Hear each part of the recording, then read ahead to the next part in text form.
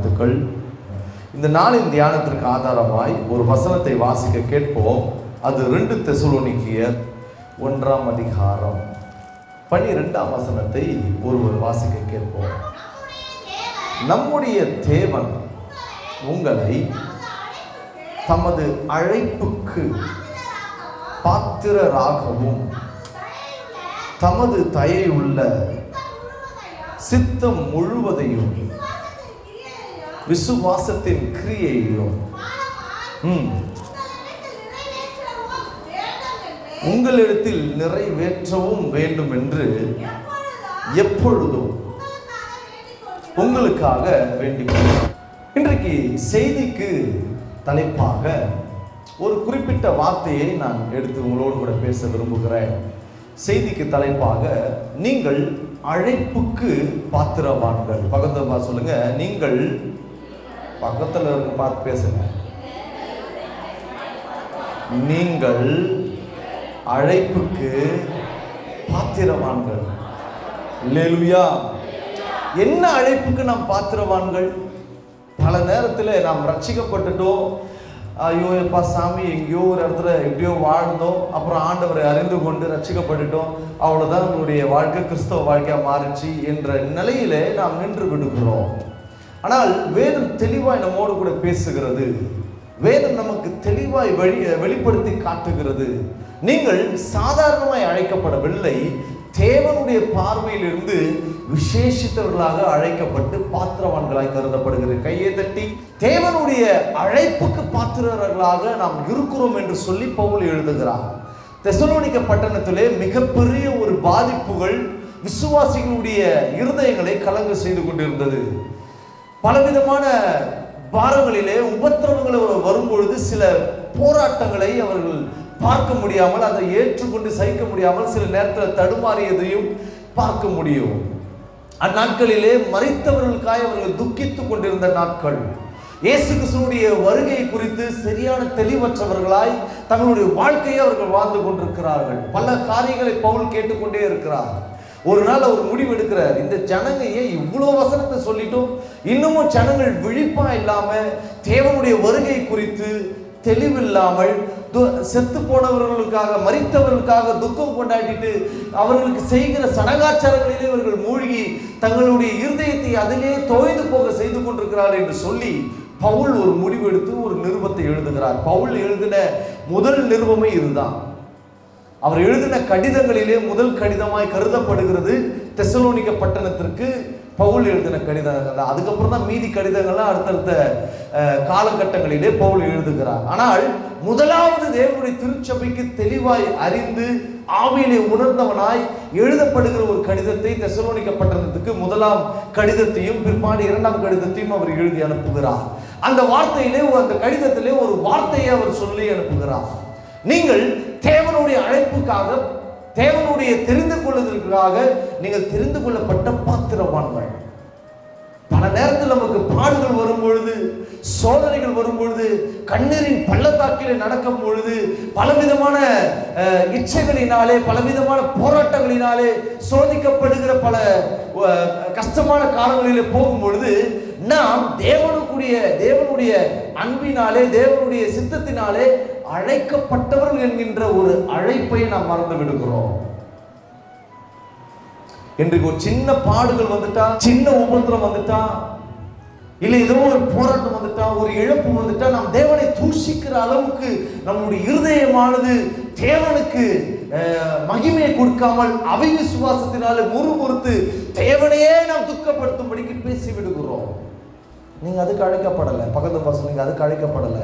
நீங்கள் தேவனுடைய விசேஷித்த நன்மைகளினாலே எதிர்பார்ப்புகளுக்கு நடுவே தேவன் உங்களை அழைத்திருக்கிறார். கைகளை தட்டி அல்லேலூயா. காலையில நான் வேதம் வாசிச்சிருக்கும் போது திடீரென்று என் மீது பரிசுத்த ஆவியானவர் பலமாய் இறங்கி என் உள்ளத்திலே அவருடைய சத்தமானது தொனிக்க ஆரம்பித்தது. அவர் இந்த வார்த்தையை குறித்து பேசும் பொழுது என்னுடைய உள்ள ஆழங்களிலே கர்த்தருடைய சத்தம் எழும்ப ஆரம்பிச்சு. அவர் சொன்னார், கர்த்தருடைய ஆவியானவர் பேசினார், தேங்க்யூ ஹோலி ஸ்பிரிட், நீ போய் என் ஜனங்களுக்கு சொல்லுப்பா, நான் உங்களை எவ்வளவாய் நேசித்து அழைத்திருக்கிறேன், அவங்க மேல நான் அவ்வளோ நம்பிக்கை வச்சு அந்த கிராமங்களிலே அநேக ஜனங்கள் இருந்த போதிலும் நான் ஒரு சிலரை எனக்காக மகிமையான அழைப்போடு கூட அழைத்தவர்களை நான் பாத்திரவான்களாய் பார்த்து கொண்டிருக்கிறேன் என்று சொல்லி என்று சொன்னார். கைகளை தட்டி கைகளை தட்டி கைகளை தட்டி அல்லேலூயா. என்னால் தைரியமாய் சொல்ல முடியும், நீங்கள் தேவனால் அழைக்கப்பட்டவர்கள். ஏதோ ஒரு ஊழியக்காரர் வந்து வசனத்தை பேசினார், அது நிமித்தமாக நான் திருச்சபையில் சேர்க்கப்பட்டேன் என்கின்ற எண்ணத்திலே நீங்கள் இருந்து விடாமல், அதை காட்டிலும் பரலோகம் உங்களை பார்த்தது முதலாவது. எங்கேயோ ஓடிட்டு இருந்தோம், எதையோ செஞ்சுட்டு இருந்தோம், எதையோ வணங்கிட்டு இருந்தோம், எதற்கெல்லாம் தியாகம் பண்ணிட்டு இருந்தோம். ஆனால் கர்த்தர் உங்களை என்னை நேசிக்கிறதுனால நாம் வர்த்திக்கப்பட வேண்டியதெல்லாம் சிலுவையில. கைகளை தட்டுகிற தேவ ஜனமே, சிலுவையில தேவன் உங்களுக்காக சகலவற்றையும் சகித்து ஜெயிப்பார். ஆனா விசுவாசிகள் வந்து ஞானம் இல்லை. ஒரு சின்ன தலைவலி வந்துட்டா பாஸ்டுக்கு உயிர் எடுக்கிறது போனை போட்டு. சின்ன வயிறு வலி, தலைவலி, வீட்டுல அது வரல, சண்டை வரல, ஒரு அம்மா தூக்கம் வரலையா, பாஸ்டுக்கு போன் வச்சு தூக்கத்தை கெடுக்குது. இப்படி எல்லாம் நாம் சிறு ஒரு குழந்தைகளை போல ஞானம் இல்லாமல் நாம் எதற்காக அழைக்கப்பட்டிருக்கிறோம் என்கின்ற அழைப்பை நாம் புரிந்து கொள்ள முடியாமல் கிறிஸ்தவ வாழ்க்கையில வாழ்ந்து கொண்டிருக்கிறோம். கர்த்தர் அதை மாற்ற விரும்புகிறார். கைகளை தட்டி அல்லேலூயா. தேவன் நம்மை அழைத்த அழைப்புக்கு நம்மை பாத்திரவான்களாய் பார்க்கிறார் என்று சொன்னால், முதல்ல நம்மை எதற்கு தேவன் அழைத்திருக்கிறார் என்கிற சில காரியங்களை சொல்லிவிட்டு நாம் எதற்கு பாத்திரவான்களாய் மாற வேண்டும் என்கின்ற ஒரு 2 காரியத்தை நான் பேசிவிட்டு நேரத்தோடு முடிக்க விரும்புகிறேன். தேவன் நம்மை எதற்கு முதலாய் அழைத்து நம்மை பாத்திரவான்களாய் வைத்திருக்கிறார் வாசிக்கலாம். ரோமருக்கு எழுதின நிருபம் 8ஆம் அதிகாரம் 28வது வசனத்தை ஒருவர் வாசிக்கலாம். ரோமர் 8:28. வேகமா தெரிஞ்ச வசனம் தான். அன்றியும் இயேசுவின் தீர்மானத்தின்படி அழைக்கப்பட்டவர்களாய் தேவனிடத்திலே அன்பு கூறுகிறவர்களுக்கு சகலமும். கையை தட்டி கையை தட்டி கையை தட்டி அல்லேலூயா. இயேசு கிறிஸ்துவை அறிவதற்கு முன்பதாக, அழைக்கப்படுவதற்கு முன்பதாக நான் என் வாழ்க்கையில சந்தித்த இழப்புகள் அதிகம், தீங்குகள் அதிகம், பல ஏமாற்றங்கள் அதிகம், பல தோல்விகள் அதிகம். இயேசுவை அறியாமல் இருக்கும்போது என்னையே நான் மாய்த்து கொள்ள ஓடின நாட்களும் நினைவுகள் வந்ததும் அதிகமாய் இருந்து கொண்டிருந்தது என்னுடைய வாழ்க்கையில.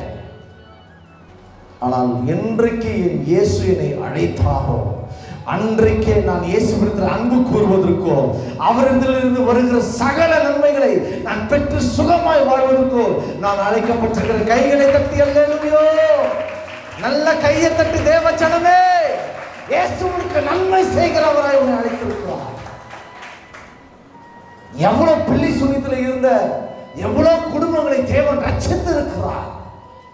மரிப்பதற்கு ஏதுவாய் இருந்த பல மரணத்தின் தருவாயில் இருந்து ஆண்டவர் விடுதலையாக்கி ஜீவனையை கொடுத்திருக்கிறார். அவருடைய அன்பு பெருசு. கையை உயர்த்தி அல்லேலூயா. அவருடைய அன்பு பெருசு சொல்லுங்க. இயேசுவின் அன்பு தான் பெருசு. கணவன் அன்பு பெருசு இல்ல, மனைவியின் அன்பு பெருசு இல்ல, பிள்ளையினுடைய அன்பு பெருசு இல்ல. எனக்காக ரத்தம் சிந்தி, எனக்காக காயங்கள் பட்டு, எனக்காக சகலவற்றையும் செய்து கொடுத்த, எனக்காக ஜீவனை விட்ட இயேசுவே பெரியவர். அந்த வைராக்கியம் ஒவ்வொரு நாளும் எரிந்து கொண்டிருக்க வேண்டும். உங்கள் ஆவியானது கொழுந்து விட்டு எரிய வேண்டும். எனக்காக என் இயேசு செய்ததான சகல நன்மைகளையும் எண்ணி எண்ணி ஆண்டவரை நாவினாலே துதித்துக் கொண்டிருக்க வேண்டும். ஆண்டவருக்கு நீ அன்பு கூறனா வாயில சோத்திரம் வந்துகிட்டே இருக்கும். தெரியுமா? நீ நடக்கும் போது, போகும்போது, வரும்பொழுது, தூங்கும் போது, நீ எதை செய்தாலும் ஆண்டவரை துதித்துக் கொண்டே இருப்பா. அதிலே தெரிஞ்சுக்கணும் நீ ஆண்டவரோட கனெக்ஷன்ல இருக்கிறன்னு அர்த்தம். சில நேரத்தில் நம்ம பேச வேண்டிய ஒரு சிலருக்கு நம்ம கால் பண்ணுவோம். அவங்களுடைய தொலைபேசியில சொல்லும், அந்த வாய்ஸ் வரும், நீங்கள் தொடர்பு கொண்ட வாரியாளர் தற்சமயம் தொடர்பு எல்லை விட்டு வெளியே போய்விட்டார். அந்த மாதிரி அன்பெல்லாம் ஆண்டவர் விரும்பவே மாட்டார். எப்போ நீ கூப்பிட்டாலும் உன் சத்தத்திற்கு பதில் கொடுக்கும்படிக்கு உனக்காக ஒருவர் இருப்பார் என்று சொன்னால் அது நான் பேசுகிற என் அருளாளர் இயேசு கிறிஸ்து ஒருவரே. தந்தை பாடினார், கூப்பிடு நீ பதில் கொடுப்பா, குறைகள் எல்லாம் நிறைவாக்குவார், உண்மையாக தேடுவோம் போதும். உங்க உள்ளத்துல வந்த அந்த ஃபீல் உணர முடியுமா உங்களால? பாதி பேர் எப்படியாது அவர் உள்ள வந்தார்னா திடீரென்று உன்னுடைய ஆவிக்குரிய கண்கள் திறக்கப்பட்டது. திடீரென்று எல்லையில்லாத சந்தோஷம் உன் மீது தேவனுடைய அபிஷேகம் ஊற்றப்பட்டு நீ அவரோடு கூட பேசுவதற்கு, அவர் தம்மை பிரத்யட்சமாய் உன்னை வெளிப்படுத்துவதற்கு சகல விதமான ஆறுதலின் தேவனாய், சகலவித சம்பூர்ணத்தினாலே சந்தோஷத்தினாலே நிரப்புகிற தேவனாய் இறங்கி வருவார். அதுதான் உள்ளத்தில் அவர் வர அந்த அபிஷேகத்தினுடைய அடையாளம். அல்லேலூயா. தேவன் நமக்கு நன்மைகளை செய்யும்படிக்கு அவரிடத்துல அன்பு கூறுவதற்காக தேவன் நம்மை அழைத்திருக்கிறார். இரண்டாவது ஒரு காரியத்தை வாசிச்சலாம். 1 கொரிந்தியர் 1ஆம் அதிகாரம் 2ஆம் வசனம். 1 கொரிந்தியர் 1ஆம் அதிகாரம் 2ஆம் வசனம். கொரிந்துவிலே நல்ல பொறுமையா படிங்க. அது அருமையான வசனம், அழகான வசனம்.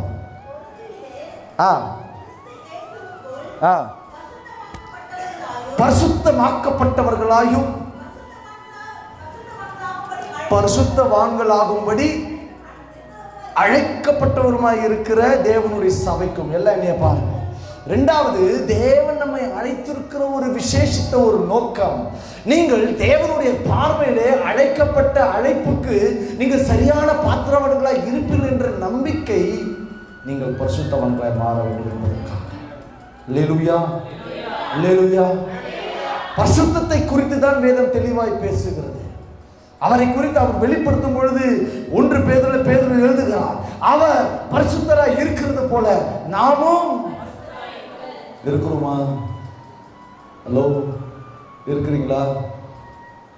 தேவனுக்காக பரிசுத்தமாக்கப்பட்ட பிள்ளைகளாய் நாம் வாழ வேண்டும் என்று சொல்லி தேவன் நம்மை அழைத்திருக்கிறார். வேற எந்த நோக்கம் கிடையாது ஆண்டவருக்கு. ஆண்டவர் ஒரு செல்ஃபிஷ் சொன்னா இந்த விஷயத்தில் ஒரு செல்ஃபிஷ் தான். சுயநலமாய் யோசிப்பார் என்று சொன்னால் இது ஒன்றுதான். நான் பரிசுத்தர், ஆகவே நீங்களும் பரிசுத்தராய் இருக்கும். இன்னொன்னு சொல்றாரு, பரிசுத்தவானா இருக்கும்படிக்கு அழைக்கப்பட்டோம்னா பரிசுத்தத்தின் மீது பரிசுத்தம் அடையும்படிக்கும் ஆண்டவர் கொடுக்கிறார். நேற்று பரிசுத்தமா இருந்தது ஐயா, இன்னைக்கு தான் கொஞ்சம் ஆட்டம் கண்டுருச்சு, எங்கேயோ வீக்கா இருக்கிறன்னு அர்த்தம். உங்களுடைய பரிசுத்தத்தின் மீது பரிசுத்தத்தை நீங்கள் அதிகமாய் வெளிப்படுத்த வேண்டும் என்று சொல்லி வேதம் சொல்லுகிறது. இன்றைக்கு திருச்சபையில வருகிற அநேக மக்களுடைய வாழ்க்கையில பரிசுத்தம் இல்லாமல் இருந்து கொண்டிருக்கிறார்கள். கண்களிலே இச்சைகளோடு, வாயிலே அசுத்த வார்த்தைகளை பேசிக்கொண்டு, காதுகளிலே மற்ற காரியங்களை குறித்து, கலக்கமான காரியங்களை குறித்து, அவிசுவாச வார்த்தைகளை குறித்து கேட்டுக்கொண்டு பரிசுத்தத்தை இழக்கிறார்கள் அநேக கிறிஸ்தவர்கள். இருதயத்திலே தூய்மை இல்லை, கைகளிலே பரிசுத்தம் இல்லை, லஞ்சம் வாங்குறதும் வட்டிக்கு கொடுக்கிறதும் கிறிஸ்தவ ஜனமாய் மாறிக்கொண்டிருக்கிறது. பணம் பணம் பணம் என்று சொல்லி பரிசுத்தத்தை இழக்க ஆரம்பிக்கிறார்கள் அநேக கிறிஸ்தவர்கள். நீ உதவி செய், தப்பு கிடையாது. ஆனா வட்டிக்கு மேல வட்டி, கந்து வட்டி, ஸ்பீடு வட்டி, அது இது எத்தனையோ விதமான வழிகளை, உபாயங்களை கிறிஸ்தவர்கள் எடுத்துக்கொண்டிருக்கிறார்கள். நீ பரிசுத்தத்திலிருந்து விழுந்திருக்கிறன்னு அர்த்தம். நீங்கள் எதற்காக அழைக்கப்பட்டிருக்கீங்க? நீங்க எதற்கு பாத்திரவான்களை நடந்து கொள்வீர்கள் என்று வேதம் சொல்லுகிறது. நீங்கள் பரிசுத்தவான்களாய் இருக்கும்படி அழைக்கப்பட்டிருக்கிறீர்கள். நீங்கள் பரிசுத்தவான்களாய் மாறும்படிக்கும் அழைக்கப்பட்டிருக்கிறீர்கள். தேவ சபையானது பரிசுத்தத்தை அதிகமாய் சுவாசிக்க வேண்டும். ஃபாதர் அழகா பண்ணார், பரலோகம் தான் பேச்சு. தெரியுமா அந்த பண்ண உங்களுக்கு? என்ன வார்த்தை பண்ணீங்க? என்ன பண்ணீங்க? பரலோகத்தையே மறந்துட்டேயா. கள்ள உபதேசிகளை அடையாளம் காண முடியாத அளவுக்கு நம்மளுடைய பரிசுத்தமானதை நாம் மறந்து விட்டோம். பண்ணோம் இல்லையா? பரலோகம் தான் இல்லை. இப்போ வீட்டுக்கு போனா பாக்கியலட்சுமி சீரியலும் அண்ணாச்சி சீரியலும் ஏதோ ஒரு சீரியலை பார்த்துட்டு இதே பேச்சு. எப்படி வாயில பரிசுத்தம் இருக்கும்? நீங்கள் அதற்காக அழைக்கப்படவில்லை. கைகளை தட்டி அல்லேலூயா. நீங்கள் பரிசுத்தவான்களாக, பரிசுத்த மனவாட்டியாக மாறும்படிக்கு தேவனால் அழைக்கப்பட்டிருக்கிறீர்கள். இந்த நோக்கத்துக்கு தான் தேவன் உங்களை அழைத்து சபையில சேர்த்திருக்கிறார். இவ்வளவு பெரிய கிராமம் இருக்கு, எல்லாரும் உள்ள இல்லையே. நீங்கள் தேவனால் தெரிந்து கொள்ளப்பட்ட பரிசுத்தவான்கள். கைகளை தட்டி அல்லேலூயா. மூன்றாவது ஒரு அழைப்பை குறித்து வேதம் சொல்கிறது. கலாத்தியர் 5ஆம் அதிகாரம் 13ஆம் வசனம் வாசிங்க. சகோதரரே, நல்லா படிங்க. நீங்கள் சுயாதீனத்திற்காக அழைக்கப்பட்டீர்கள். உங்கள் இந்த சுயாதீனத்தை நீங்கள் மாம்சத்திற்கு ஏதுவாக அனுசரிக்காமல் அன்பினாலே ஒருவருக்கொருவர் ஊழியம் செய்யுங்கள். அல்லேலூயா. மூன்றாவது, ஆண்டவர் எதற்காய் விசேஷமாய் உங்களை பாத்திரவன்களை அழைத்திருக்கிறார், நம்முடைய பிள்ளைகளாய் இருக்கும்படிக்கு அழைத்திருக்கிறார் என்று சொன்னால், நீங்கள் சுயாதீனம் உள்ளவர்களாய், சுயாதீனத்தில் நிலைநிற்கிறவர்களாய், தேவனுடைய வாக்கு தத்தங்களை சுதந்திரிக்கிறவர்களாய் இருக்கும்படிக்கு தேவன் உங்களை அழைத்திருக்கிறார். அல்லேலூயா. சுயாதீன சபைகள் இன்று எப்படியே மாறிவிட்டது, உலகத்தோடு கொஞ்சம் அப்படி கனெக்ட் ஆகிடுச்சு.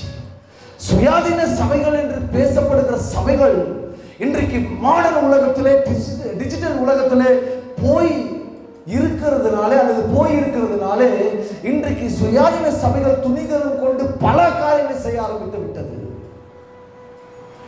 பல காரியங்களை நான் சொல்ல முடியும்.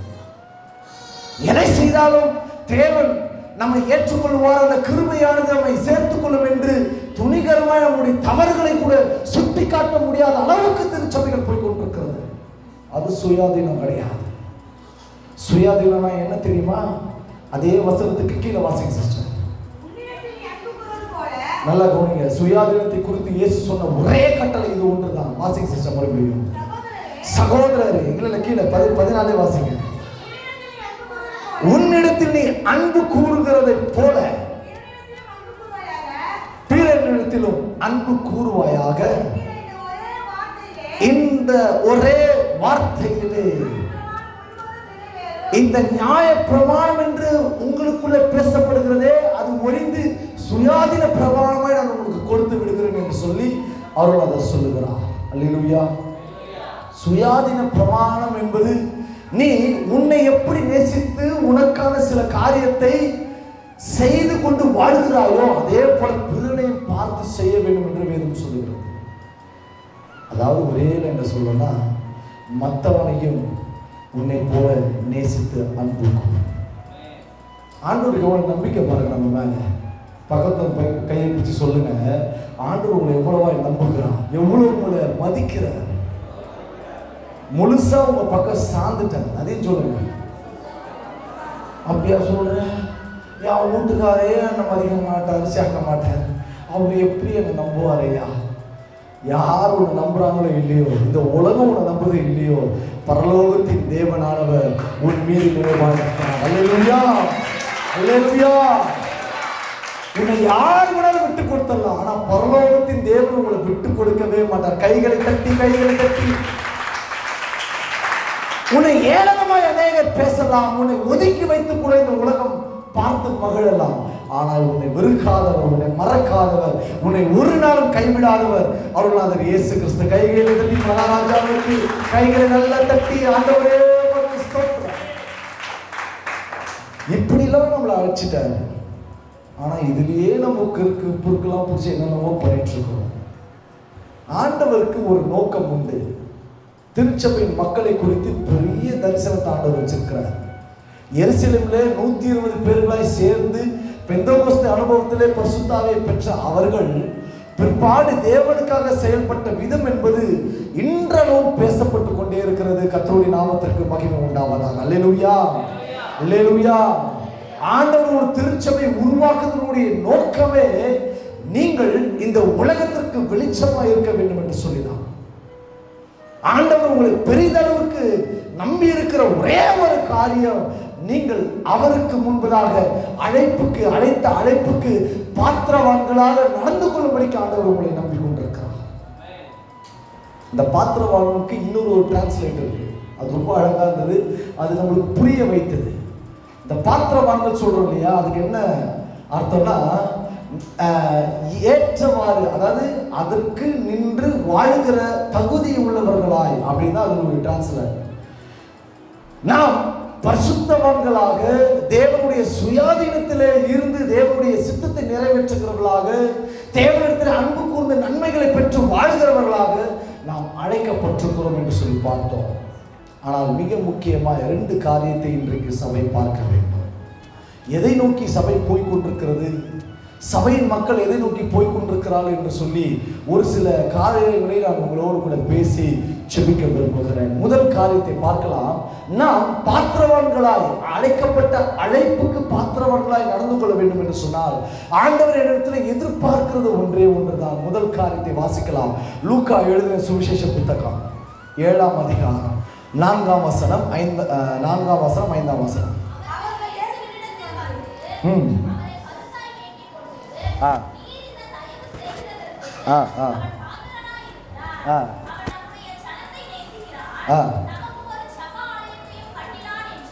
போதும். இங்கு யாரை குறித்து வேதம் சொல்லுகிறது என்று சொன்னால், நூற்றுக்கு அதிபதி தன்னுடைய வேலைக்காரனுடைய சுகவீனத்தை பார்த்து அவனை மரணத்திற்கு அவன் போய் மறைத்து விடக்கூடாது என்கின்ற ஒரு நல்ல எண்ணத்தில் அவனை உயிர் பிழைத்தவன் வர வேண்டும், தன்னோடு கூட அவன் இருக்க வேண்டும் என்ற ஒரு நோக்கத்துக்காக இயேசுவை நோக்கி அவன் அறிகிறான். இயேசுவை அறிந்து கொள்கிறான். இயேசுவிடத்திலே தன்னுடைய மூப்பர்களை அனுப்புகிறான். இயேசு அவர்களை பார்த்து என்ன பிரச்சனை கேட்கும் போது அவன் கருத்தை அவன் சொல்றாங்க. நூற்றுக்கு அதிபதி சொன்ன விஷயத்தை சொல்றாங்க. அப்போ தேவன் அதை ஏற்றுக்கொண்டு, நூற்றுக்கு அதிபதி அழைத்த அழைப்பை ஏற்றுக்கொண்டு இயேசு புறப்பட்டு செல்கிறார். அப்படியே அடுத்த வசனத்தில் வாசிக்குவாங்க.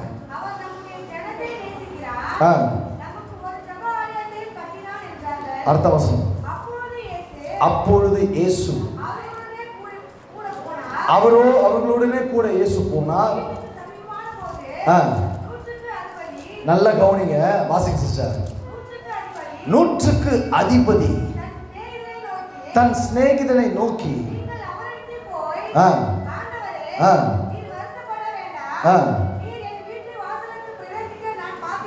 நல்ல கவனிங்க, இங்க பாருங்க. நூற்றுக்கு அதிபதி சொல்லுகிற வார்த்தை அது. அவன் ஒருத்தன் கூப்பிட்டான ஒரு டீமே ஓடி வரும். அவன் கட்டளையிட்டால் அதை ஓடி போய் செய்வதற்கு போர் சேவர்கள் இருக்கிறார்கள்.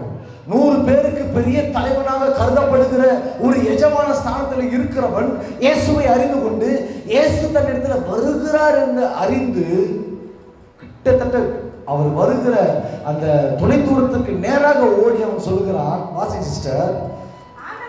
ஆண்டவரே, நீர் வருத்தப்பட வேண்டாம், நான் பாத்திரன் அல்ல. லிசன், என்ன பாருங்க. ஹலோ, என்றைக்கும் நீங்கள் வாழ்க்கையில் தெரிந்து கொள்ள வேண்டிய ஒரு விஷயம் இதுதான். நம்மளுடைய நீதியோ, நம்மளுடைய பரிசுத்தமோ, நம்மளுடைய நேர்மையோ, நம்மளுடைய வாழ்க்கையோ அல்லது பணமோ பதவிகளோ பேர்களோ ஆண்டவருக்கு முன்னாடி ஒன்றும் கிடையாது. பக்கத்தில் பார்த்து சொல்லுங்க, அதெல்லாம் ஒன்றும் கிடையாது. கையை பிடிச்சி பேசுங்க. நீ வாங்கி வச்சிருக்கிற பதவி பட்டம் பேரு சொல்லு. இவ்வளோ வேகமாக ஓடனா இவ்வளோ வர முடியுமா? நாங்களே பெட்ரோல் கடையில் வண்டி மேலே உக்காந்துக்கிறோம். சரி, ஓகே, நீங்கள் சொல்லுங்க. பதவி பட்டம் பேர் இதெல்லாம் ஒரு முன்னாடி குப்பை. என்னை எவ்வளவு பேர் மதிக்கிறாங்க தெரியுமா? பல பேருடைய வாழ்க்கையில தப்பா எடுத்துக்காதீங்க, இந்த ஜாதி பெருமுகுது பாருங்க. கிறிஸ்தவனுக்கு இப்போ தலைவிரிச்சு ஆரம்பிக்குது. எங்க போனா நாம யாரு தெரியுமா? ஒருத்தர் நடந்து கட்டுறாரு டிவியில. இந்த ஜாதி பேர் சொன்னா அவர் நடைய வேற மாதிரி ஆகுது. இன்றைக்கு கிறிஸ்தவர்களுக்குள்ளே இந்த ஜாதி என்கின்ற பிசாசு உங்களுடைய அழைப்பை கெடுத்து கொண்டிருக்கிறது. நீங்க நல்ல பிள்ளைங்க, உங்களை நான் சொல்லல. செய்தி ரெக்கார்ட் ஆயிட்டு உங்களுக்கு அல்லேலூயா.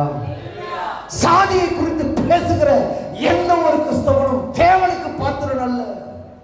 தன்னை தானே வெறுத்து சிலுவையை நோக்கி வருகிற, இயேசுவை நோக்கி வருகிற ஒவ்வொரு மனிதனும், தாழ்மையை தரித்து தேவ சிந்தையோடு கூட வருகிற ஒவ்வொரு மனிதனும், தேவனுடைய வார்த்தையை கனமாய் எண்ணுகிற ஒவ்வொரு கிறிஸ்தவனும் தேவனுடைய பாத்திரனாக இருக்கிறான். கையை தட்ட மாட்டீங்க. இதெல்லாம் சொன்ன இதெல்லாம் விட்டு இருந்தா அந்த ஜனங்களை ஒதுக்கி வச்சிருவேன். பரவாயில்ல, இங்க ஒதுக்கி வாழு, மேல ராஜாவோட அரசாங்க. அல்லேலூயா, அல்லேலூயா. நான் கொஞ்சம் எதிர்த்து பேசுறேன் தைரியமா, எனக்கு பயமே கிடையாது. அதாடி பாஸ்டர் கூப்பிடலாம் பயப்பட மாட்டேன். எந்த சபைக்கு போனாலும் சாதின்றது இல்லைன்றது அழுத்தமா பேசணும். தப்பா எடுத்துக்காதீங்க. நீங்க அப்படி இருந்தீங்கன்னா வெளியே வந்துருங்க. வசனத்தை படிச்சீங்கன்னா வெளியே வந்துருவீங்க. அல்லேலூயா. வசன அறிவு இல்லாதனாலதான் அந்த சாதி பெருமை, பட்டம், பேரு, புகழ், பதவி திருச்சபைகளை நம்மளுக்கு கொடுக்குற போஸ்டிங் கூட ஒரு பெருமை போதை தான். தேவனுக்கு முன்பதாக அந்த நூற்றுக்கு அதிபதி ஓடுகிறான். அவனுடைய அறிவுக்கு புலப்படுகிறது. இவ்வளவு பெரிய ராஜ்யபாரங்களை அரசாளுகிற ரோமருக்கு கீழே இருந்து நான் வேலைகளை செய்து கொண்டிருந்தாலும் கூட நான் ஒரு சாதாரண மனிதனையா, இன்னும் சொல்ல போனால் நான் அதற்கு பாத்திரமான அல்ல. என்னிடத்தில் அநேக குறைகள் உண்டு. என்னிடத்தில் நீதி இல்லாமல் இருக்கு. என்னிடத்தில் நேர்மை இல்லை. என்னிடத்தில் வாய் சுத்தம் இல்லை, கைகள் சுத்தம் இல்லை. பல காரியங்கள் தேவனுக்கு விரோதமாய் செய்கிறேன். ஐயோ, நான் பாத்திரம் அல்லவே அறிந்து ஓடுகிறான். இயேசுநாதர் கிட்ட போகும்போது வந்து தடுத்துட்டான். இப்போ அவன் சொல்ற வார்த்தை பியூட்டிஃபுல் வார்த்தை. வாசி சிஸ்டர், நான் உம்மிடத்தில் வரவும் என்னை நான் ஒரு பொருட்டாவே இல்லையா. கையை தட்டி அல்லேலூயா. அங்க வேதம் சொல்லிடுச்சு, அழைக்கப்பட்டவர்கள் நன்மை சுதந்திரிக்கும்படிக்கு, அன்பா இருக்கும்படிக்கு அழைக்கப்பட்டீங்க. சுயாதீனத்திலே வாழ்ந்த வாக்கு தத்தங்களை சுதந்திரிக்க அழைக்கப்பட்டீங்க. தேவனுடைய எல்லா நன்மைகளையும் பெற்றுக்கொண்டு தேவனுக்கு முன்பதாக பரிசுத்தமாக இருப்பதற்காக அழைக்கப்பட்டீங்க. எல்லாம் வேதம் சொல்லிடுச்சு. ஆனால் இங்கே தெளிவாக இவர் சொல்றாரு, என்ன சொன்னாலும் நான் இன்னும் ஆண்டவருடைய பார்வைக்கு முன்பதாக தகுதி உள்ளவனாய் மாறுபடிக்கு என்னை உருவாக்கி கொண்டிருக்கிறேன். நல்லா கவனிங்க. இயேசுவை அவன் அறிவதற்கு முன்பதாக அப்படி சொன்னது. ஆனால் இயேசுவை அறிந்ததுக்கு பிற்பாடு நாம் இப்பொழுது தைரியத்தோடு, தேவனுடைய பலத்தோடு, பரிசுத்தாவினுடைய நிச்சயத்தோடு இன்றைக்கு நாம் மகா பரிசுத்த ஸ்தலத்திற்குள் நுழையத்தக்கதாய் தேவன் நமக்கு அனுகூலத்தை உண்டாக்கி இருக்கிறார். கைகளை தட்டி மகாராஜாவுக்கு. பிசாசுதான் சொல்லும் பரிசுத்தவான்களை பார்த்து, நீ அன்னைக்கு ஒரு பொய் பேசினல்ல, அன்னைக்கு நீ இதை பார்த்துட்டல, நீ இதை பண்ணிட்டல, இதுல நீ உண்மை இல்லை, இது சொல்லிக்கிட்டே இருக்கும். அது காலம் முழுக்க சொல்லும். அது வாயே என்னது, நாரி போன காவா. பக்கத்துல சொல்லுவோம், பிசாசு வாய் நாரி போன காவா. அதை பத்தி பேசவே கூடாது ஃபுல் வீட்டில். அல்லேலூயா. அதுதான் குற்றப்படுத்தி கொண்டிருக்கோம். ஆனால் உனக்காக எனக்காக சிந்தப்பட்ட குற்றமற்ற ரத்தம், இயேசுவின் ரத்தம் உனக்காக எனக்காக பரிந்து பேசிக் கொண்டே இருக்கு. கைகளை தட்டி அல்லேலூயா. நான் பாவி என்று போனாலும் கூட, பல நேரத்தில் தவறி விழுந்து தேவ சமூகத்தில் இறக்கத்துக்காய் போனாலும் கூட, உனக்காக எனக்காக காயங்கள் பட்ட கரம் உனக்காக காத்திருக்கிறது, எனக்காக காத்திருக்கிறது. உன்னையும் என்னையும் மன்னிப்பதற்காக அது எப்போதும் காத்திருக்கிறது. சோர்ந்து போய் உட்காந்துடாதீங்க. ஐயோ தவறிட்டோமே, பாவம் செஞ்சிட்டோமே, சிந்தனையில தவறிட்டோமே, வாயில தவறிட்டோமே, கண்களில தவறிட்டோமே, கவலையப்படாதீங்க. இயேசுவின் ரத்தம் ஒன்று இருக்கு. வசனம் தெளிவா சொல்லுது, தன் பாவங்களை மறைக்கிறவன் வாழ்வடைய மாட்டான், அறிக்கை செய்து விட்டு விடுகிறவனும் இயேசுவின் இடத்துல இறக்கம் பெறுவான். கைகளை தட்டி அல்லேலூயா. இன்னொரு இடத்துல அழகான ஒரு வசனம் வருது, இயேசு கிறிஸ்துவினுடைய ரத்தம் சகல பாவங்களையும் கழுவி சுத்திகரிக்கும். ஆனா ஒன்னே ஒன்று சொல்றேன், பாவத்திலே நின்றாதீங்க, அந்த பலவீனத்திலே நின்றாதீங்க. அதை தாண்டி நான் பாத்திரவான்களாய் மாறுபடிக்கு, நான் அந்த அழைப்புக்கு ஏற்றவாறு நடந்து கொள்ளும்படிக்கு நான் அழைக்கப்பட்டிருக்கிறேன் என்ற எண்ணத்துல ஒவ்வொரு நாளும் அந்த பாத்திரவானாய் மாறுபடிக்கு நாம் உள்ளே பிரவேசிக்க வேண்டும். அல்லேலூயா, அல்லேலூயா. சரி, இவன் சொல்றான், நான் பாத்திரவான் அல்ல ஆண்டவரே, நீங்க என்கிட்ட வர்றதுக்கு பாத்திரவன் அல்ல, அல்லது நான் கேட்டு நீ செய்வதற்கும் அதை நான் பெற்றுக்கொள்வதற்கு நான் பாத்திரன் அல்ல, ஆகிலும் நீ வந்ததுக்காய் ஸ்தோத்திரம் அப்படின்னு சொல்லிட்டு ஒரு வார்த்தை சொல்றான். வாசிக் சிஸ்டர்.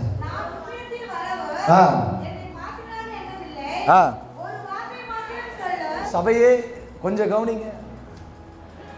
நீங்க இங்கெல்லாம் வர வேணாம் ஆண்டவரே, நான் ஒன்னையும் நம்புறேன், நீங்க வர வேண்டிய அவசியமே இல்லை.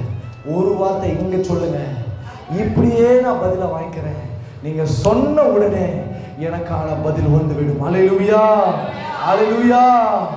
இங்கு நாம் முதலாவது பார்க்க வேண்டிய ஒரு காரியம், நான் தேவனுக்கு ஏற்ற வண்ணத்தில் என்னை மாற்றிக்கொள்ள அல்லது பாத்திரவனாய் மாற கர்த்தருடைய வார்த்தையை விசுவாசிக்க வேண்டும். அல்லேலூயா, அல்லேலூயா.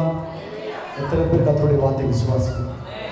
அதெல்லாம் வீட்டில் வசனம் போடாதா இருக்கும், உள்ள இல்லையா? வசனத்தை படி, விசுவாசம் வளரும். அல்லேலூயா, அல்லேலூயா. தேவனுடைய வார்த்தை, நீர் ஒரு வார்த்தை சொல்லும் ஆண்டவரே. ஒவ்வொரு நாளும் கர்த்தருடைய வார்த்தை கேட்க பழகுகிற இருதயம் தான் தேவனுக்கு ஏற்ற விதத்திலே என்னை பாத்திரவானாய் நிலைநிற்க செய்யும்படிக்கு அந்த வார்த்தையானது என்னை உயர்த்தி கொண்டே இருக்கும். அநேகருடைய வாழ்க்கையில வேத வசனத்தை படிக்கிற, அந்த வசனத்தை படிக்கும் பொழுது விசுவாசிக்கிற, அந்த வசனத்தை படிக்கும் பொழுது அதை ஆம் என்றும் ஆமென் என்றும் சொல்லத்தக்கதான இருதயம் இல்லாமல் போய் கொண்டிருக்கிறது கிறிஸ்தவனுடைய வாழ்க்கையில. திருச்சபையிலே அநேக கள்ள போதகர்கள் எழும்பி தங்களுக்கென்று ஒரு கூட்டங்களை சேர்த்து இந்த மீடியாக்கள் வழியாக பல வசனங்களை தாறுமாறாய் பேசிக் கொண்டிருக்கிறார்கள். வசனத்தை வசனமா பேசாம புது வெளிப்பாடு, இது ஒரு ரெவலேஷன், இது ஒரு ப்ராஃபஸி என்று சொல்லி தங்களுடைய இருதயத்தில் தோன்றுகிற தோற்றங்களை எல்லாம் வசனங்களை அவர்கள் பேசி வசனங்களில் இருந்து சில வார்த்தைகளை தங்களுக்கு பொறுத்து கொண்டு பேச ஆரம்பித்து விட்டார்கள். இன்னைக்கு எல்லாருக்கையும் செல்போன் வந்துருச்சு. அதனால வசனம் என்பது மலிவாய் மாறிக்கொண்டிருக்கிறது உங்களுடைய கைகளிலே. உங்களுடைய அச்சு எழுத்துக்களினாலே எழுதப்பட்டதான பரிசுத்த வேதாகமத்தை எடுத்து படிப்பதற்கு அநேகர் யோசிக்கிறார்கள். நல்லா கவனிங்க, வசனத்தை பிரிச்சு பைபிளை பிரிச்சு படிச்சாதான் வார்த்தையில் இருக்கிற வல்லமை உங்களை தொட ஆரம்பிக்கும். சும்மா கண்டவெல்லாம் பேசுறதெல்லாம் கேட்டுட்டு உட்காந்துருந்தீங்கன்னா உங்கள் ஆத்துமாவுக்கு மிகப்பெரிய சேதம் உண்டாகும். உங்கள் ஊழியர், உங்களுடைய திருச்சபை அங்கீகரிக்கிற ஊழியக்காரர்களுடைய வார்த்தைகளை கேட்பது நல்லது. அதை காட்டிலும் ஒரு மடங்கு நான் அதிக ஆணித்தரமாய் பேசுவேன். உங்கள் மேய்ப்பர் பேசுவதே சரியான உபதேசம். அதை விட்டுட்டு நீங்க சும்மா இவரு பெரிய ஊழியக்காரு, அவரு ஊழியக்காரு, அவர் தொட்டா உந்துறாரு, அவர் பேசினா ப்ராபசியா, அவர் தொட்டா சொல்லுமா, வேணாம். சுகம் எங்கேயும் கிடையாது, உங்க சபையில தான் இருக்கு. கையை தட்டி, உங்கள் சபையில தான் தீர்க்க தரிசனம் உண்டு. உங்கள் திருச்சபையில தான் ஆவிக்குரிய வரங்கள் உண்டு. உங்கள் திருச்சபையில தான் ஆவிக்குரிய கனிகள் உண்டு. உங்கள் திருச்சபையில தான் கர்த்தருடைய வார்த்தை உண்டு. உங்களுக்காய் பரிதபிக்கிற ஒரே ஒரு தேவனுடைய மனிதர்களாகிய மெய்ப்பர்கள் தான். அவர்கள் அழைக்காத பட்சத்தில் வேறு யார் இடத்துல நீங்கள் ஐக்கியம் கொண்டிருந்தாலும் உங்கள் ஆவியை, உங்கள் ஆத்மாவை, உங்கள் சரீரத்தையும் அது கெடுப்பதற்கு ஏதுவாய் மாறிவிடும். வார்த்தையை விசுவாசிப்பதற்கு வேதத்தை நீங்கள் படிக்க வேண்டும். அவனுக்கு ஆழ்ந்த ஒரு வார்த்தை இருப்பாங்க, யோசனை இருப்பாங்க. ஆண்டவரை நீங்க வர வேணாம், அந்த அளவுக்கு நான் குவாலிட்டி இல்லைப்பா, நீங்க ஒரு வார்த்தை சொல்லுங்க, அவன் சுஸ்தமாயிடுவான். உங்க வாழ்க்கையில நீங்க பல நேரத்தில் நீங்க செய்கிற தவறு, வார்த்தையை கொண்டு நீங்கள் எந்த ஒரு காரியத்தை நடப்பிக்கிறது இல்லை. ஏன் பல நேரத்தில் தோல்விகள், ஏன் பல பேருடைய வாழ்க்கையில குடும்பத்தில சிக்கல்கள், குழப்பங்கள், சமாதானம் இல்லாத காரியங்கள், சுகம் பெற்றுக்கொள்ள முடியாமல் இருக்கிற காரியங்கள், எது தேவனுடைய உறவுக்குள் நுழைந்து ஆண்டவரை தரிசிக்க முடியாமல், ஆண்டவருடைய பிரசன்னத்தை உணர முடியாமல் இருக்கிற குறைவுகள். ஏன்? தெளிவா வேதம் சொல்லுது, வசனத்தை விசுவாசிக்கல. வசனத்தை அப்படியே கேட்டு போயிட்டே இருக்கணும். அல்லேலூயா. இன்னைக்கு விசுவாசி மாறிட்டீங்க, வசனத்தை கேட்டுட்டு அப்படியே போயிருவீங்க. அப்படி பண்ணாதீங்க. வசனம் வரும்பொழுதே ஆண்டவரை இன்னொரு பேசுகிறார். அந்த வார்த்தைக்கு நான் பார்க்கிறேன், அந்த வார்த்தையை நான் நம்புகிறேன். ஆண்டவரே, நீர் எனக்காக யாவையும் செய்து முடிக்க சர்வ வல்லமையுள்ளவராய் இருக்கிறீர் என்பதை விசுவாசத்தை அறிக்கையிடுகிறேன் என்று சொல்லுகிறவர்கள், நடக்காத ஒரு காரியத்தை வசனம் பேசும், அதை நம்புங்க. அதுதான் விசுவாசம். அல்லேலூயா, அல்லேலூயா. அது எப்படி நம்புறது ஐயா? அது கர்த்தருடைய வசனம் தான். எப்படி நான் நம்புறது? வசனம் வரும்பொழுது உன் உள்ளத்திலே சமாதானம் இருக்கும் என்று சொன்னால் அது கர்த்தர் அருளுகிற வார்த்தை. கைகளை தட்டி அல்லேலூயா. வார்த்தை வெளிப்படும் பொழுதே அபிஷேகம் உங்களை தொடுகிறது என்று சொன்னால் அந்த வார்த்தையில் இருக்கிற வல்லமை உங்கள் ஆவிக்குரிய வாழ்க்கையும் சரி, உங்கள் சரீரத்தையும் சரி சுத்தமாகும்.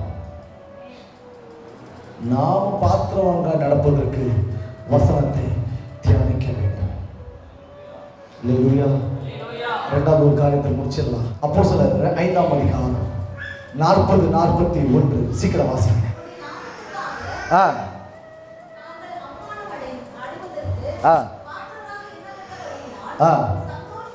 நல்ல கவனிங்க. அப்பொழுது அவனுடைய யோசனைக்கு உட்பட்டு அப்போஸ்தலர் வரவழைத்து அடித்து இயேசுவின் நாமத்தை குறித்து பேசக்கூடாது என்று கட்டளையிட்டு அவர்களை விடுதலை ஆக்கினார்கள். அடுத்த வார்த்தை, அவருடைய நாமத்துக்காக யாரு நாம எல்லாம் என்னைய பாருங்க. அங்க அப்போஸ்தலர் குறித்து சொல்லுகிறது. இந்த இடத்துல உங்களை செட் பண்ணீங்க. சில நேரங்களிலே நாம் தேவனுக்கு முன்பதாக நிற்கும்படிக்கு, அவருடைய அழைப்புக்கு பாத்திரமான நடந்து கொள்ளும்படிக்கு பல நேரங்களிலே தேவனுக்கான ஸ்தானாதிபதிகள் நிற்க வேண்டும். கைகளை தட்டி அல்லேலூயா. நம்மை கொலை செய்வதற்கே எத்தனை செய்தாலும் சரி, நம்மை அழிப்பதற்கு ஒரு கூட்ட சத்துருக்களை எழுப்பினாலும் சரி, எதை கொண்டும் அஞ்சக்கூடாது. சுவிசேஷத்தை பிரசங்கிப்பது என் தலையின் மீது விழுந்த சத்தமா? என்னைய பார்த்து உங்க தலைமையில விழுந்த அதற்கு நீங்க என்ன பண்ணக்கூடாது? அவமானமா யோசிக்கக்கூடாது. ஒரு திருச்சபைக்குள் இருக்கிற விசுவாசிகள் சீஷர்களாய் மாறி பட்டணங்கள் தோறும் இயேசு கிறிஸ்துவை குறித்து பேசிக்கொண்டே வர வேண்டும். இயேசுவை அறிவிப்பதற்கு நாம் பாத்திரவான்கள் என்கின்ற சிந்தையோடு கூட ஒவ்வொரு நாளும் நீங்கள் நடக்க வேண்டும். ஒரு நாளைக்கு ஒரு கிறிஸ்தவனுக்கு ஒரு வசனத்தையோ ஒரு சாட்சியையோ ஒரு தேவனுடைய வார்த்தைகளையோ பற்றி பேசுகிற காரியம் என்பது உங்களை பரலோகம் நம்பி இருக்கிற நம்பிக்கை. என்கிட்ட காலையில உள் உணர்வுல ஆண்டவருடைய வார்த்தை துணித்தது, என் மக்களை நான் நம்புவேன். பரலோகம் காலையில தெளிவா என்னை தேவனுடைய சத்தத்தை ஆவியில உணர்ந்து நான் கேட்டேன். நான் என் பிள்ளைகளை நம்புறேன். எனக்காக அவங்க ஸ்தானாதிபதிகளாக பல அவமானங்கள், சுவிசேஷத்தின் நிமித்தமாக, ஊழியத்தின் நிமித்தமாக பலவிதமான காரியங்களை அவர்கள் எனக்காக பிரயாசப்பட்டு செய்கிற எந்த ஒரு காரியத்திலும் அவர்கள் எதிர்பார்க்காத நேரத்தில் வருகிற அவமானங்களையும் பல பாடுகளையும் அவர்கள் பாக்கியவான்களாய் பார்க்க சொன்னார். இன்னைக்கு நம்ம வெட்கப்படுறோம். வேலை செய்கிற இடத்துல ஒருத்தர் கூட நீங்க ரட்சிப்புல நடத்தல அப்படின்னா உங்க ரட்சிப்பிலே ஃபால்ட் இருக்கு. உங்க சாட்சியின் அனுபவத்தை ஒருவருக்கு பகிரவில்லை என்று சொன்னால் நீங்கள் தேவனுக்கு முன்பதாக அவர் அழைத்த அழைப்புக்கு பாத்திரவான்களாக இராதபடிக்கு சத்துரு உங்களை தந்திரமாய் நடத்தி கொண்டிருக்கிறார். ஒரு சினிமா படம் ரிலீஸ் ஆனா பேசும்போது நம்ம உட்காந்து கேட்கிறோம், சினிமா நடிகரை பத்தி பேசுறோம். ஒரு செய்தியில ஒரு அரசியல் தலைவரை குறித்து பேசும்பொழுது உட்கார்ந்து ஆர்வமா கேட்கிறோம், பேசுறோம். ஒரு அழிந்து போகிற அழிக்கிற சீரியல்களையும் சினிமாக்களையும் பார்க்கும் பொழுது அதை குறித்து பேசுகிறோம். உன் இயேசுவை பற்றி பேசுகிறாயா? எத்தனை பேர் பேசுறீங்க? வாலிபர்களுக்கு வருகிறேன். வாலிப வயதிலே உன்னுடைய சிருஷ்டிகரை நினை என்று வேதம் சொல்லுகிறது. எத்தனை பேர் கர்த்தருக்காக வாழ்றீங்க? ஆண்டவருக்காக இங்கிருந்து இதே தமிழ்நாட்டிலிருந்து இதே சென்னை பகுதியிலிருந்து ஒரிசா மாநிலத்திற்கு போய் கிட்டத்தட்ட ஒரு ஜெபக்கூட்டங்களையும் ஜெபக்குழுக்களாய் மாற்றி ஜெபக்குழுவை திருச்சபையாய் மாற்றி சொந்த பணங்களிலே அந்த நிலத்திலே பணத்தை போட்டு சபையை கட்டி இன்றைக்கு திருச்சபை நடத்தி கொண்டிருக்கிறார்கள் வாலிபர்கள். நீங்க என்ன பண்றீங்க? பரலோகம் மேல வச்சிருக்கிற நம்பிக்கை உங்களுக்கு புரியுதா?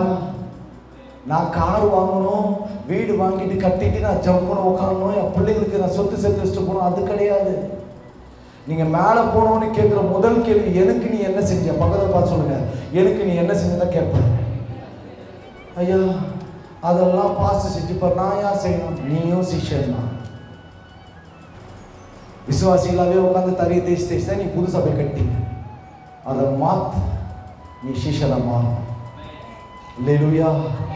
உன் திருச்சபையிலே இருக்கிற நீ இங்க இருக்கிற சகல தேசங்களுக்கும் பட்டணங்களுக்கும் கிராமங்களுக்கும் புறப்பட்டு செல்லும். வரும்பொழுது பார்க்கிற கால செப்பல் இல்லாம தனக்கு ஒரு நன்மை நடக்காதா, பதில் கிடைக்காதா என்று சொல்லி ஒரு கை குழந்தை நான் பார்த்துட்டு வந்தேன். ஒரு கை குழந்தை, ஒரு தாயும் தகப்பனும் இளம் தம்பதியினர் மேலே போட்டுட்டு மாற்றி மாற்றி அந்த குழந்தைய கால் நடக்க முடியாம போறாங்க. இப்போ நீங்க நடந்து போவியா? இயேசுக்காக நடந்து போன போவியா? எங்கள் வீட்டுக்கு பேட்டர் செப்பல் வாங்கி கொடுத்துருக்குறாரு. நான் என் காலில் செப்பல்லாம் போனோம். அவங்களுக்கு தெரியலை தேவன் ஆவியா இருக்கிறாருன்னு தெரியல. அவரை தொழுது கொள்ளுகிறவர்கள் ஆவியோடு தொழுது கொள்வோர் தெரியல. சத்தியம். ஏதோ ஒரு இடத்துல போய் எதையோ ஒன்று பார்த்துட்டு வரைஞ்சிருக்கிறத பார்த்துட்டு பேசிட்டு வராங்க. ஆனால் உனக்காக எனக்காக இயேசு கிறிஸ்து தம்முடைய கடைசி சொட்டு ரத்தத்தையும் தண்ணீரையும் தேசத்தில் பீச்சி தன்னுடைய காயங்களை எல்லாம் உனக்காகவே உன்னையே நினைத்து செய்தார். வாலிப பிள்ளை, ஏதோ பிறந்தோம், சம்பாதிச்சோம், வீடு வாசல் வாங்கணும், பொண்ணை கட்டணும், பிள்ளைகளை பெற்றோம், ஏதோ ஒரு வாழ்க்கை. பரலோகம் தெளிவாய் பார்க்கிறது உன்னை குறித்து. நீ எனக்காக பாத்திரமானாய் மாற வேண்டும். நான் பரலோகத்தின் ஸ்தானாதிபதியாய் பேசிக் கொண்டிருக்கிறேன். சும்மா இது கேட்டுட்டு போற நேரம் கிடையாது. இனி நீ செயல்பட வேண்டிய நேரம். ஆண்டவர் உன்னை நம்பி உனக்கான ஒரு அறைக்கூவல் நேரம் இது.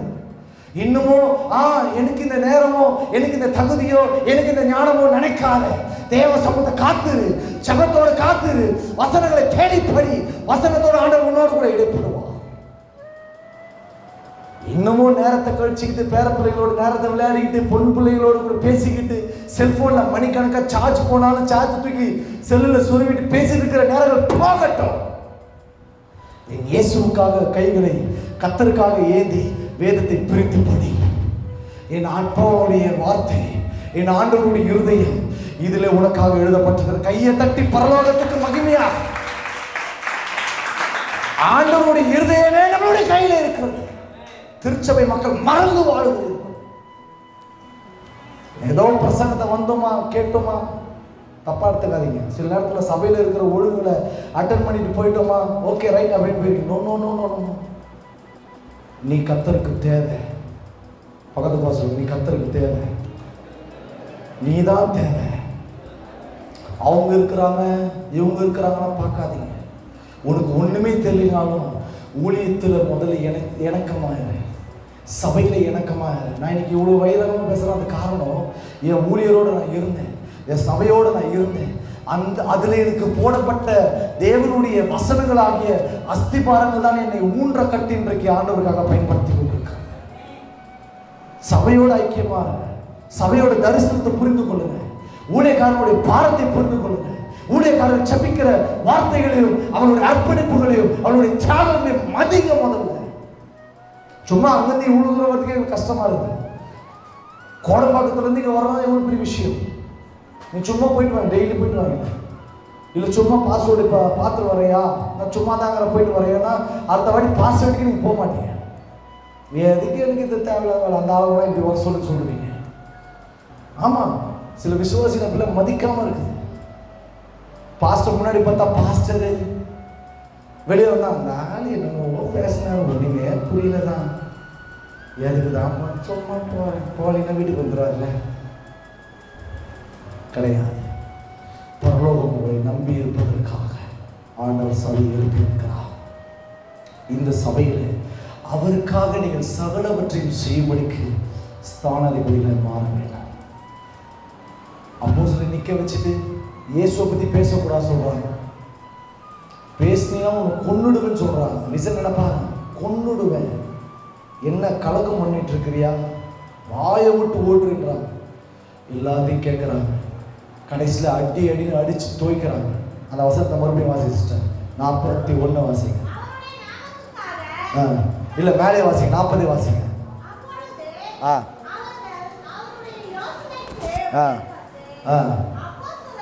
அப்போஸ்தலர்களை வரவழைத்து அடித்து